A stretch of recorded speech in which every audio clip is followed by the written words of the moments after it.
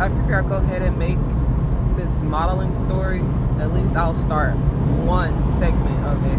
But I'll make this one about. Cause everybody keep asking me about like my model journey because they're like, oh, you look like a model.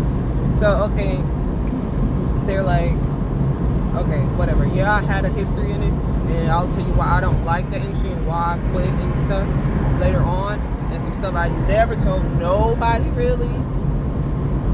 You know, it kind of like sound like some P. Diddy type stuff. You know, like the Cat Williams story about like, they'll get to that, but I never really share that story. But I'll do it like a part 3 or 4 or something when I get to that point. But I do want to say what I noticed when I used to model locally in North Carolina, signed to an agency there called Carolina Talent, like on and off. I was broke, poor and stuff, and they work with you and stuff, and you know, they send models out and stuff, whatever. That's a whole nother story. I don't want to start with that, but my point in this video is to talk about how beautiful people, like, if you, like, I've seen some, when I moved to Florida, I saw the real beautiful, naturally born, beautiful models in Miami Fashion Week, Miami International Fashion Week, during Ultra Fest 2013. Okay, April 2013. I had just turned 25. And out the blue, my agent, I was signed to a boutique agency here at the time called Ab Fab Management, who turned out to be crazy. That's a whole nother story. And gave me the opportunity to go there. I met girls from American Sex Top Model, like Victoria Henley, Cycle 14. She was there. The other one, the black one from, I don't know if she was from that cycle too. Like, I learned a lot, whatever. That's a whole nother story.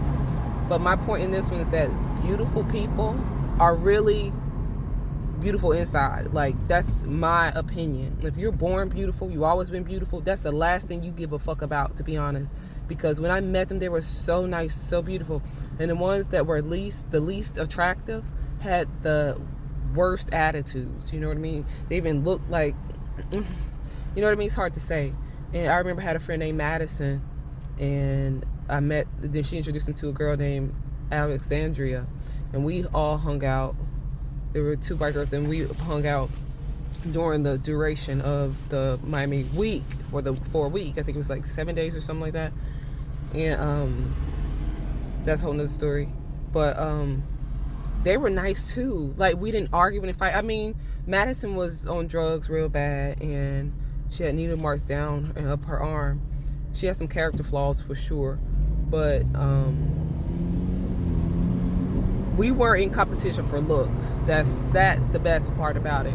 But it's like she was trying to compete with me with other things. When I'm talking to another model, like an Asian mixed model, and we're talking, and she's like, she's an artist. I'm like, you're an artist too? I love art, da da da. We start talking about art and using art terminology, you know, because I used to be an art major, and blah blah blah. And it's funny because it's like beautiful people. The last thing that you're competing about is about looks. So your competition, it becomes character traits. Like, are you a humorous person? You know what I mean? Like Madison, one thing about her, she was so funny. Like, the bitch had the best sense of humor. Seriously. And you wouldn't expect that from her. She didn't look like a person that would be funny as hell. She was really comical, right?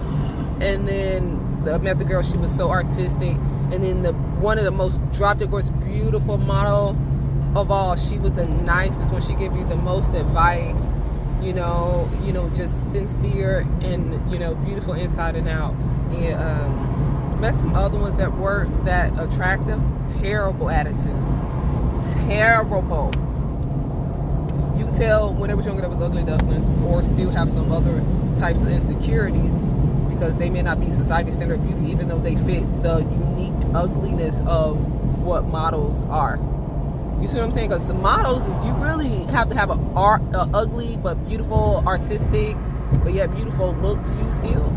You know what I mean? Like, I would get booked or like chosen in a lineup majority of the time without have nothing on and slick my hair back and look like an alien with my big forehead showing. Like, that's just how it is. You see what I'm saying? If I did myself the makeup look for it, you forget about it. They don't want you. They want a blank canvas.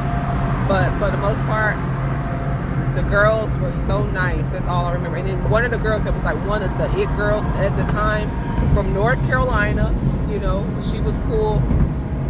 She had the big ass jaw, and you shared the same photographer actually. And I think I'm not sure if she was with my agency. I think she was, but she was one of the popular girls. And you talked to her, she had such a soft spoken voice, almost like she's shy. I was like, wow, that's interesting. You know what I mean? Very nice. You would have thought she was a stuck up bitch. No, so humble, so nice and sweet. So that's what I learned interacting with like those type of drop dead gorgeous people. I'm gonna tell you what my encounter was when I walked in, and I was surprised. This is when I learned that I had something more than beauty behind me, which was my light, my essence, my ethereal essence that shined through. Because if I got that type of attention beyond all these drop dead gorgeous bitches, I was like, it's something else that they're seeing that I'm not even seeing. Now I'll talk about that in another video.